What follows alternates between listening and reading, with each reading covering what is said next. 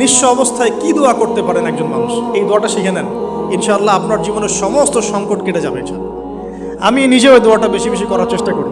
দোয়াটা হচ্ছে, মুসা আলাইহিস সালাম একটা গাছের নিচে হেলান দিয়ে বসলেন, বসে দেখলেন দুইজন মেয়ে দাঁড়িয়ে আছে দূরে, পানি নিতে পারছে না। লোকজন পানি নিয়ে যাচ্ছে, ওরা দাঁড়িয়ে আছে বেচারি। মুসা আলাইহিস সালাম গিয়ে বললেন, কি সমস্যা আপনাদের? তারা বললেন যে আমাদের বাবা অনেক বৃদ্ধ মানুষ, আমরা পানি নিতে পারি না যতক্ষণ না আমাদের কম পানি নিয়ে চলে যায়। মুসা আলাইহিস সালাম একটু বললাম না, ফিজিক্যালি খুব স্ট্রং ছিলেন, থাকে না বডি বিল্ডার, সামনে গিয়ে কথা বলে সরব পানি নিতে দাও, তখন মানুষ একটু মূল্যায়ন করে না। তো মুসা আলাইহিস সালাম এভাবে পানি নিয়ে দিলেন এবং বাছুরদেরকে পানি পান করালেন, করিয়ে গাছের নিচে এসে বসে আছেন। বসে বসে তিনি দোয়া করছেন, এই যে দোয়াটা তিনি দোয়া করছেন, রব্বি, একটা নেক কাজ করলেন না, মানুষের উপকার করলেন, নেক কাজ করে এসে গাছের নিচে বসে দোয়া করছেন, আল্লাহ এখানে তো আমার খাবার পানি বাসস্থান কিছুই নাই, আমি কি করব?